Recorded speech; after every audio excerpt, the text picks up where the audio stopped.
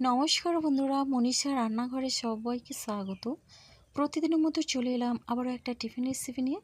আশা করি আপনাদের বেশ ভালো লাগবে। তো আজকে আমি বানাচ্ছি আটা দিয়ে দারুণ একটা টিফিন রেসিপি, যেটা কিন্তু বাচ্চা বড় সবার বেশ ভালো লাগবে। মাত্র কয়েক মিনিটের মধ্যেই কিন্তু এটা তৈরি হয়ে যায়, আর খেতে কিন্তু অসাধারণ লাগে, বানাতেও কিন্তু খুবই সহজ লাগে। তো যাই হোক বন্ধুরা, রেসিপিটি শুরু করছি আর দেখে নেওয়া যাক এই রেসিপির জন্য আমার কী কী উপকরণ লাগে। তো সবার প্রথমে এখানে নিয়েছি একটা মাঝারি সাইজের বাটিতে 1 বাটি পরিমাণে আটা। তো আটা দিয়ে কিন্তু দারুণ হেলদি একটা টিফিন রেসিপি শেয়ার করছি, যেটা কিন্তু বাচ্চাদের টিফিন বক্সের জন্য একেবারে পারফেক্ট। তো এখন আমি আটাটা দিয়ে এখানে আমি দিয়ে দিচ্ছি, দেখুন বন্ধুরা, স্বাদ অনুসারে লবণ। তো লবণটা দিয়ে এখানে আমি দিয়ে দিচ্ছি চিনি খুবই সামান্য পরিমাণে। তো এখন আমি লবণ আর চিনিটা দিয়ে এই শুকনো অবস্থায় বেশ ভালোভাবে মিশিয়ে নেব। শুধুমাত্র আটা দিয়ে দারুণ একটা টিফিন বানানো যায় মাত্র কয়েক মিনিটের মধ্যে। তো বন্ধুরা, এখানে আমি দিয়ে দিচ্ছি, দেখুন, মিশিয়ে নেওয়ার পরে টক দই।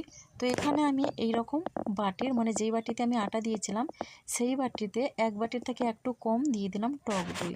এবার টক দইটা দিয়ে বেশ ভালোভাবে মিশিয়ে নিচ্ছি। যদি আপনাদের দইটা খুবই টক হয় তাহলে এতটা পরিমাণে দেওয়ার দরকার নেই, ছোটো চামচের 2 থেকে 3 চামচ পরিমাণে দিলেই হবে। তো এখন আমি এখানে দিয়ে দিচ্ছি জল। তো যেই বাটিতে আমি দই দিয়েছিলাম সেই বাটির 1 বাটি পরিমাণে আমি জল দিয়ে দিলাম। এবার জলটা দিয়ে বেশ ভালোভাবে কিন্তু আটাটা মিশিয়ে নিতে হবে, আর এতে করে কিন্তু লক্ষ্য রাখতে হবে কোনো রকমের জন্য দোলাভাব না থাকে। তো একসঙ্গে বেশি পরিমাণে জল না দিয়ে অল্প অল্প জল দিয়ে কিন্তু এটা একটা পাতলা ব্যাটার তৈরি করে নিতে হবে। তো বন্ধুরা, রেসিপিটি শুরুর আগে অবশ্যই একটা লাইক দিয়ে শুরু করবেন।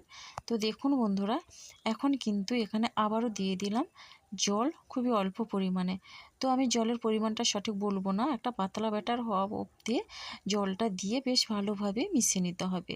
তো বন্ধুরা দেখুন, এইভাবে করে কিন্তু আমি অনবরত মেশাতেই থাকবো, এতে করে কিন্তু কোনো রকমের দোলা ভাব গুটলি ভাব থাকবে না। তো বন্ধুরা, আমি কিন্তু বলতে বাধ্য হচ্ছি, যদি ভুল বলে থাকি তাহলে অবশ্যই ক্ষমা করবেন। তো আপনাদের কমেন্টের মাধ্যমে বোঝা যায় আপনারা কিন্তু ভিডিও ফুল ওয়াচ করেন না। তো যাই হোক বন্ধুরা, ফুল ওয়াচ করার অনুরোধ রইল, আর ভিডিওটি ফুল ওয়াচ করে সঠিক কমেন্ট করবেন, কোনো রকমের ভুলভাল কমেন্টস করবেন না। তো বন্ধুরা দেখুন, এখন আমি আবারও অল্প পরিমাণে জল দিয়ে ব্যাটারটা রেডি করে নিলাম, আর এখন আমি ঢাকনা দিয়ে সাইড করে রেখে দিচ্ছি কিছুক্ষণের জন্য, মিনিমাম 5 মিনিটের মতো আমি রেস্টে রেখে দেবো। তো এদিকে আমি একটা চাটনি করে নিচ্ছি। তো চাটনিটা করতে কিন্তু বেশি সময় লাগবে না। তো আমি একটা তড়কা প্যান বসিয়ে দিয়েছি গ্যাসে, এখানে দিয়ে দিচ্ছি 2 থেকে 3 চামচের মতো তেল। এবার সাদা তেল দিয়ে এখানে জিরে আর শুকনো লঙ্কা ফোড়ন দিয়ে দিলাম, আর এখন আমি দিয়ে দিচ্ছি এখানে সামান্য পরিমাণে আদা কুচি। এরপরে আমি এখানে দিয়ে দিচ্ছি, দেখুন, একটা বড় সাইজের টমেটো, আর টমেটোটাকে এইভাবে আমি কেটে নিয়েছি। তো এখানে আমি কোনো রকমের পেঁয়াজ রসুন ব্যবহার করছি না। যদি আপনারা পেঁয়াজ রসুন দিতে চান তাহলে দিতেও পারেন, এই চাটনিটা কিন্তু ভীষণই টেস্টি লাগে। তো এইরকম চাটনি কিন্তু এই টিফিনের সঙ্গে একেবারে উপযুক্ত। তো এখানে 2টো কাঁচা লঙ্কা আমি এইভাবে ভেঙে দিয়ে দিচ্ছি। তো বন্ধুরা, কাঁচা লঙ্কা দিয়ে এখন আমি দিয়ে দিচ্ছি বাদাম। তো বাদাম দিয়ে একই রকমভাবে আমি বেশ ভালোভাবে নেড়ে নিচ্ছি।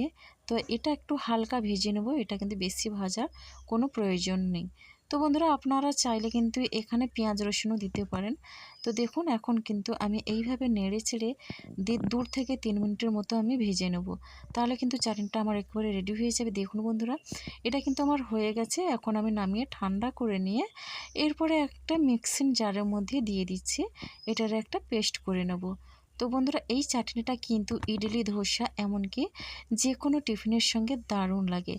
তো এই রকম চাটনির সঙ্গে কিন্তু এই টিফিনটা আমার খুব পছন্দ হয়। তো এখন আমি ওই তড়কা প্যানটা ধুয়ে জল দিয়ে দিলাম, আর এখানে আমি দিয়ে দিচ্ছি স্বাদ অনুসারে লবণ। তো এবার লবণটা দিয়ে বেশ ভালোভাবে কিন্তু আমি এর পেস্ট করে নেব, আর এখানে আমি দিয়ে দিচ্ছি খুবই অল্প পরিমাণে লেবুর রস। এখানে কিন্তু লেবুর রসের বদলে আপনারা টক দই কিংবা একটু তেঁতুলও দিতে পারেন, বেশ ভালো লাগবে। তো এখানে কিন্তু চাটনিটা আমার হয়ে গেছে, আর এখন আমি একটা বাটিতে নিয়ে নিচ্ছি। এই রকম লোভনীয় চাটনি থাকলে কিন্তু অনায়াসে কিন্তু এখানে 2 থেকে 3টা টিফিনগুলো খাওয়া যেতে পারে। তো আটা দিয়ে এই হেলদি টিফিন কিন্তু দুর্দান্ত লাগে সকালের জলখাবারে, এমনকি ডিনারে। তো বন্ধুরা দেখুন চাটনিটা কতটা লোভনীয় হয়েছে।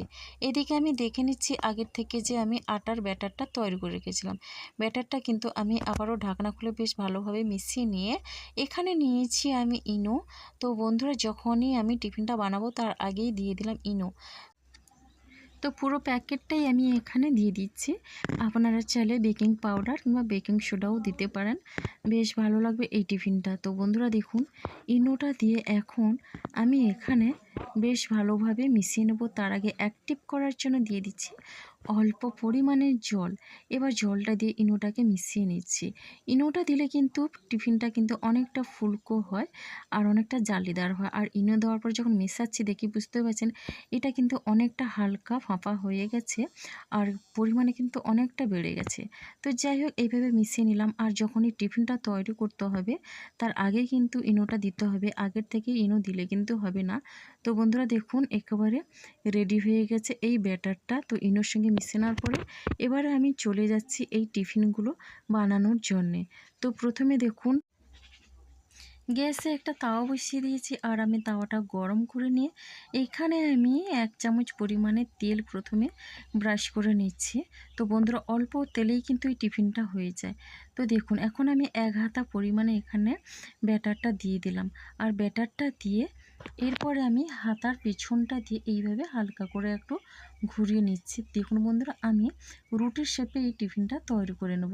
আর অবশ্যই গ্যাসের ফ্লেমটা মিডিয়ামে রাখতে হবে। তো বন্ধুরা দেখুন অসংখ্য ছিদ্র হতে শুরু করেছে।